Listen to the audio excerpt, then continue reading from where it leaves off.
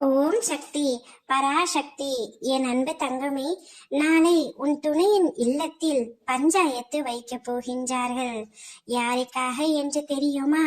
உனக்காக தான் தங்கமே. அங்கு யார் யாரை அழைக்க போகிறார்கள் என்பது உனக்கு தெரியுமா? எனக்கு தெரியும் தங்கமே. ஆனால் அங்கு உன்னை அழைக்கப் போவதில்லை என்பதை மட்டும் உன்னிடம் முன்கூட்டியே சொல்லவே உன் அம்மா நான் வந்துள்ளேன். நீயும் உன் துணையும் சமீப காலமாக கருத்து வேறுபாடாலும் மனக்கசப்பாலும் இப்பொழுது பிரிந்து உள்ளீர்கள்.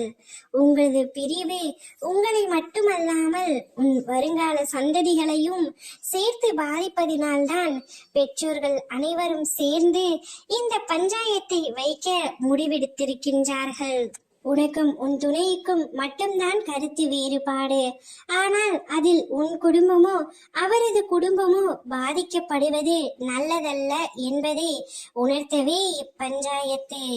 நீயும் அவரும் சேர்ந்து வாழ வேண்டும் என்பதுதான் உன் அம்மா எனது ஆசை. ஆனால் உன் மனதில் ஏகப்பட்ட குழப்பங்களும் சந்தேகங்களும் நிறைந்துள்ளன. இதற்கு மேல் நான் அவருடன் சேர்ந்து வாழ்ந்தால் என்னுடைய வாழ்க்கை சரியாக இருக்காது, என்னுடைய குழந்தைகளின் வாழ்க்கையும் சரியாக இருக்காது என்று நீ நினைத்து கொண்டிருக்கின்றாய். ஆனால் அவரோ உன்னை உண்மையாகத்தான் நேசிக்கின்றார். அவரது குழந்தை மீதும் அவர் அளவு கடந்த அன்பினை வைத்துள்ளார். அந்த பிரிவினை தாங்க முடியாமல் தான் உன் துணை அவரது இல்லத்தில் சொல்லி இந்த பஞ்சாயத்தை ஏற்பாடு செய்திருக்கின்றார்கள். இப்பஞ்சாயத்து முடிந்த பிறகுதான் அதனது தீர்ப்பையும் சொல்வார்கள். ஆனால் அப்பஞ்சாயத்தில் உன்னை அழைக்கப் போவதில்லை தங்கமே.